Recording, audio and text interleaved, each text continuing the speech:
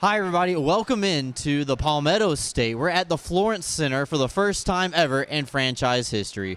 Voice of the IceCats and good friend Tom Callahan is going to help us preview the Commissioner's Cup final between the Binghamton Black Bears, champions of the Empire Division, and the PD IceCats, who clawed their way through the Continental and took down Athens and Columbus in the process of getting to their first ever Commissioner's Cup final. We're going to talk about the series in depth today, and we hope you enjoy it as we get set to preview the Commissioner's Cup final for 2026. All right, well, it is time to indeed preview this Commissioner's Cup final. I'm Tom Callahan, Brooks Hill alongside here, and we're going to talk about the Binghamton Black Bears, how they got here, their path to the final, the PD IceCats, our path to the final as well, and then talking about this matchup coming in, Brooks.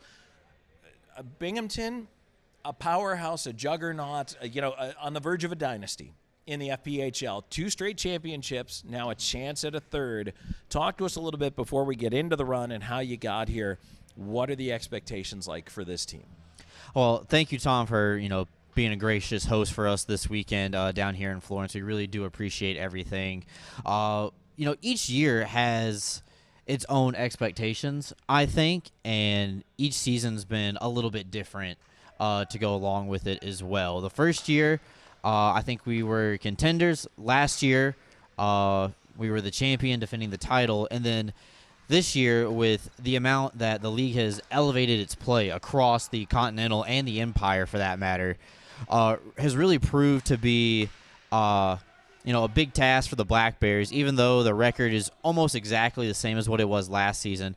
A lot different in the season, but the expectation stays the same with everybody for the Black Bears, is tasked with they want to win a championship or they want to move up to the next level. And we've had some guys, take some call-ups this year, but the guys who are here getting ready to play in the game this weekend, the only thing on their mind is, going back to Binghamton with some wins. Well, absolutely, and the series does start here in Florence for Games 1 and Game 2 Friday and Saturday night. Want to put that out there. And for you Binghamton fans, it's an unusual start time here. We're 7:15 p.m., so want to let everybody know that for both nights, so you make sure you mark your calendars accordingly. So, Brooks, who have been some of the names, some of the faces that have contributed to this run for the Black Bears? I think this particular run for this season in particular, you look at guys like Ivan Bondarenko, who had over 70 assists in the regular season this year. He set a franchise record for that. That was, held up from the first year of the Black Bears back in 2021 and 22. Right after the pandemic had kind of passed. And I think we can both agree that the league was looking a little bit different 5 years ago than what it is now in terms of competition level. So to break that record 4 seasons later was pretty cool. First-year player for us. Obviously, he had spent some time in the past in the SPHL, and same with Mac Jansen and Janny, as they call him downstairs, had played with Coach Sherwood in Roanoke. With a lot of guys who play with the Black Bears have a connection some way, shape, or form to the Roanoke Rail Yard Dogs. And, I would say that they wanted to make some personnel decisions in Roanoke. And, at the end of the day, pro hockey is a business. And we are lucky that Mac decided to take this one upon himself, and he wanted to step away from that organization, and the first call that he made was to Brant Sherwood wanting to join ours. So I would say those two guys, first year with the team, and then Austin DeRazio back on the blue line as well, have been big adds. But then you have a lot of the guys who have been here for at least one season or a couple at this point that we could probably go all day about. Well, I know one of the guys I wanted to talk about is CJ Stubbs. Obviously, we watched the goal-scoring race with great interest here because of Patrick Marcinkiewicz and his part in it. But, Stubbs also had an incredible year stats-wise. Yes, absolutely. So he led the team in terms of all scoring, led the team in power play goals, game-winning goals. He's top of the leaderboard. I know the Marcinkiewicz twins absolutely tore it up, especially in the second half of the season down here with PD. But CJ really elevated his game in the early portion of the year. Tyson Kirkby went down after the first game of the season and then missed the next 20 games. Yeah. So with him out, and you would know because you've been across many leagues, anytime you lose your captain, people look around at who's going to step up. And, CJ is a guy who doesn't have a letter on his sweater normally, but he really took the opportunity to step up. He is a veteran player. He's been atop of his game in other leagues for a while. We were able to get him a call-up to the ECHL, which is something that he's never done before, which is really awesome for him, and just a real feel-good moment in the middle portion of the season. But he's been leading the way offensively for the Black Bears and, keeping the power play red hot. Let's talk goaltending for a moment, because I know a lot of longtime fans of the league probably know the name Connor McNanama. However, he's not really the guy right now, which is kind of interesting for the Black Bears. I was even a little surprised we went up there. This Dominic Tomei guy.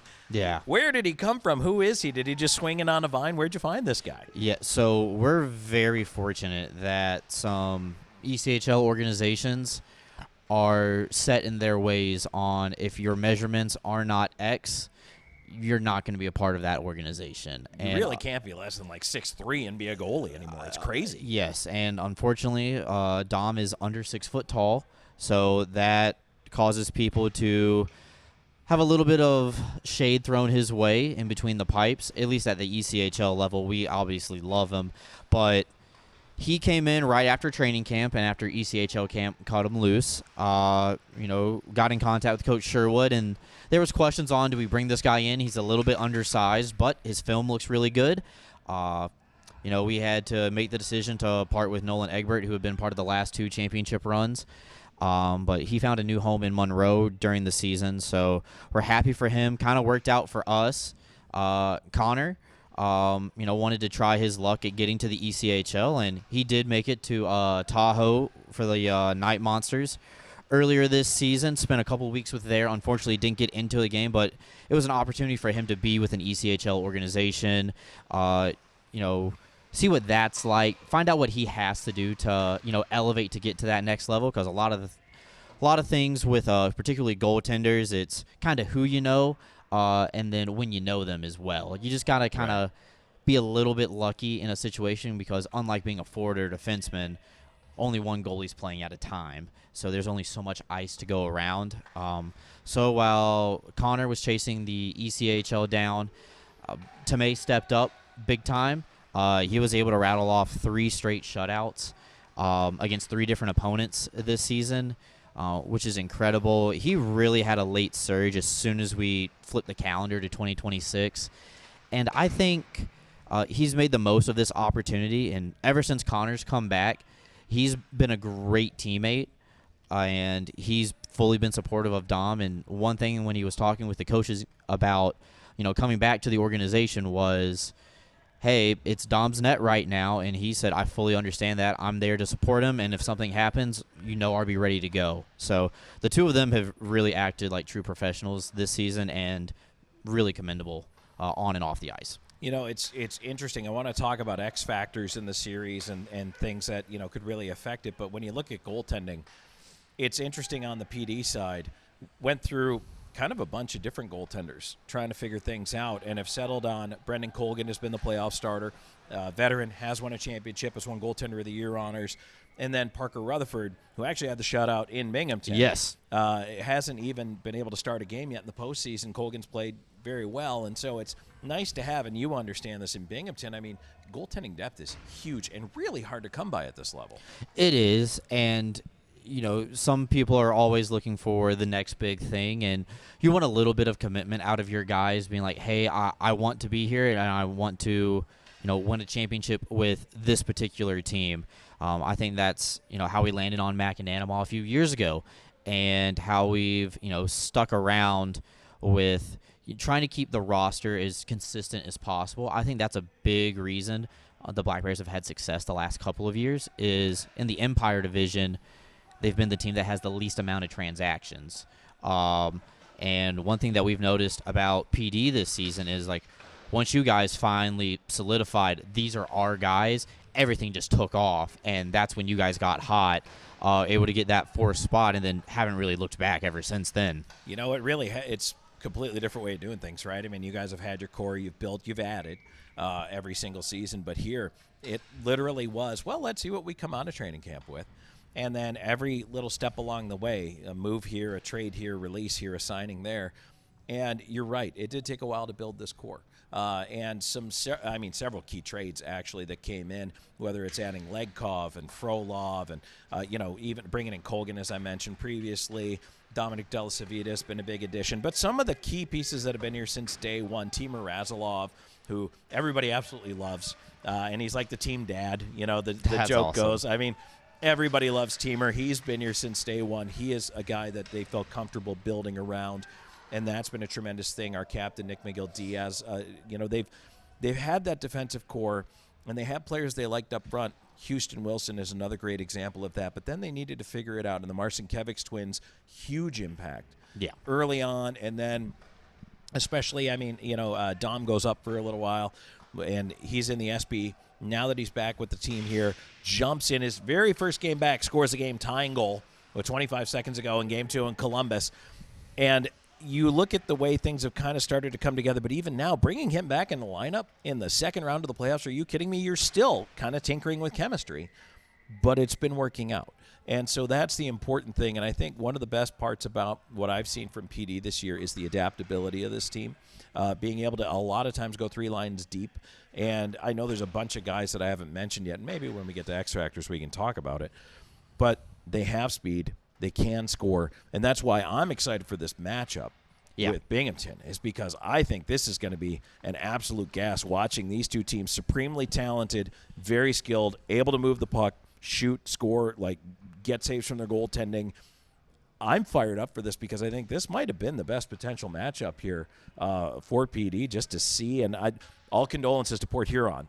Because I think they were great, and that's a team that picked it up at the end of the year especially as well. But, I mean, this feels like, even though it's a first-year team, it feels like a battle of titans. I think so, and one thing that we were talking about on the way down here to Florence was, what do we remember about the series back in January?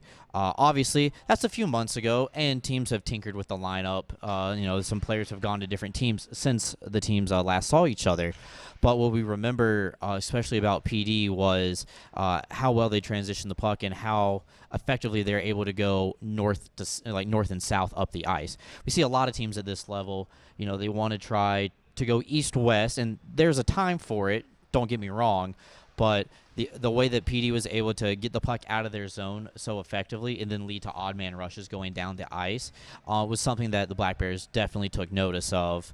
Don't want to say they probably spent too much time going back to looking at the game that PD shut them out in home 4-0, because I think that was when you probably just burned the tape and flushed that one down the toilet. But they spent a lot more time of looking at what have we been doing wrong in the postseason. How have other teams been able to capitalize? You know, when Topeka was able to score 3 goals in the third period in Game 1. Okay, can we identify what flipped the script a little bit in their momentum? How do we nullify that? Like, did we pull off on the gas pedal a little bit, and then that's where they were able to take advantage of? You know, Coach Shorewood's talked a lot about at this point in the season where mainly just really focusing on ourselves and trying to fine-tune those details, then maybe I would say spending the time on the opposition. And I don't know if PD feels the same with that, but, you know, obviously both of these teams are champions in their right minds coming out of their own division. So clearly, like, these were the teams that were playing the best hockey at the most important time of the year. There's nowhere to get around that. And both teams went to Game 3 in the second round. So, you know, both teams were on the brink of elimination. You guys were able to pull it off in Columbus, and then we were able to defend home ice. So you do it in 2 different ways. But you guys have done an absolute great job, especially in the last minute of the last couple of games crazy, as well. Yeah. It's been crazy. And, you know, Brooks, I think any coach, especially at this time of year, is going to say we do need to focus on our game. It is all about us, you know, and coaches say that all the time. We need to assert our game. We need to play the way we want to play, make the other team conform to our will. Of course, everybody wants to do that. That's why you draw up your game plan. But that's where the X factors come in. And so for me, and I want you as well to say what you might think the X factors would be for Binghamton, because those are the things I think that can swing a series. I have 2. One is the team one, and one is a player who I want to keep an eye on. I'll start with the team one. This team, you mentioned it a moment ago, just crushed Athens. 15 goals in 2 games. No one saw that coming. No one even gave us a chance to win a game, let alone score 15 in 2 games. I don't know that was an anomaly or if that was just the stars aligning, whatever it was. Obviously, you don't expect that against a very good Athens team, but they did it. So they won one way. by blowing out a really powerful team.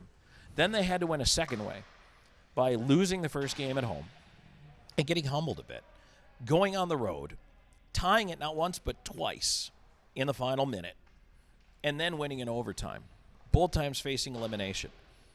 This PD IceCats team has now figured out that they can win a bunch of different ways, and they have the confidence of there could be 2 seconds left on the clock, and I feel like this bunch is going to think, yeah, we could still do this. You know, they have that moxie right now, and I think that that is a huge X factor for them. The other one in my player is Dennis Zajac. Zajac does great in the face-off circle when he's on. They start with puck possession a lot, and speaking of puck possession, this guy is really hard to get the puck from. He's on the wall. He's in the battles. He's just a veteran player. He's a lot stronger than you might think on his skates, and he can control the flow of play. He's been paired with Legkov and Frolov, and is actually a huge reason why that line is doing so well. Legkov obviously gets all the attention. He's got a ton of the points. Frolov, the overtime game winner in Game 2. A lot of people are talking about him. Zajac, to me, is the X factor. Well, that's something that I've taken notice in preparing my broadcasting notes for this weekend, of especially how Zajac is able to contribute offensively for the squad. And I do think a lot of people get caught up in, goals and assists. Obviously, points, is a nice stat to have. Sure. Legoff getting a Rookie of the Year. Obviously, he's got a ton of stats to back that up. But one thing you look through in film is you notice, who's really being a part of the play. Who's the guys that, okay, maybe he holds on to the puck for 10 seconds while someone's pressuring him, and then he moves it off, and then it leads to a goal. But, people like Zajac are able to, not necessarily get the credit in the stat book, but in the film room it shows up, and then, on the highlights it does as well. One thing for the Black Bears that's been really big this postseason is special teams. They started off great against Topeka.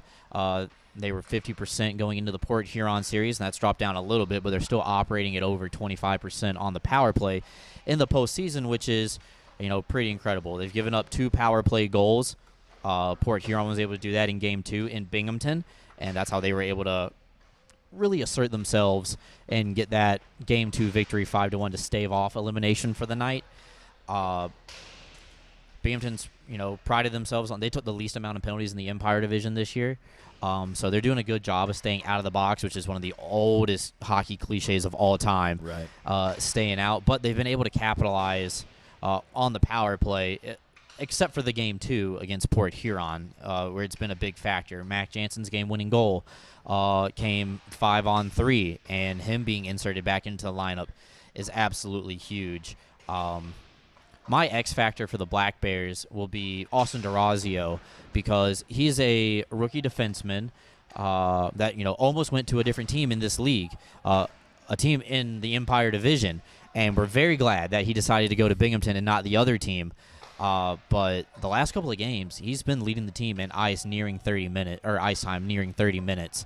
Luckily, I get to see the in-stat that the coaches get in the report a little bit, and I've been able to pick apart, how much time is he playing on the power play? Is he playing on the PK? What's his 5-on-5 looking like? He's out there in every situation, and he had 24 goals as a rookie defenseman, and he was in the top 5 in power play goals in the league. So he's a good quarterback on the man advantage, and he's my X factor because you have guys like Bondarenko, Stubbs, Jansen, Kirkby, who get a lot of the credit. Obviously, the forwards are always probably going to be your big-name guys, but him on the blue line has really been a staple this year, and I think after his first weekend, he was on the top pair defensive unit, so he's my X factor for the Black Bears. Okay, well, Brooks, as we wrap it up here, give me your elevator pitch. Why does Binghamton win? Binghamton's been here in this situation before multiple times. They have a lot of experience when it comes to Commissioner Cup final. Gavin Yates is a 2-time playoff MVP. The reigning playoff MVP is the backup goaltender for the Black Bears, and you have guys who not only won championships with the Black Bears, but they've won championships with different teams at different levels. And when it comes down to it, I think you do need experience to push your team over the finish line, because you're going to take a gut punch sometime in this series. It's just a matter of how quickly can you get up off the mat and dust yourself off and get back to fighting.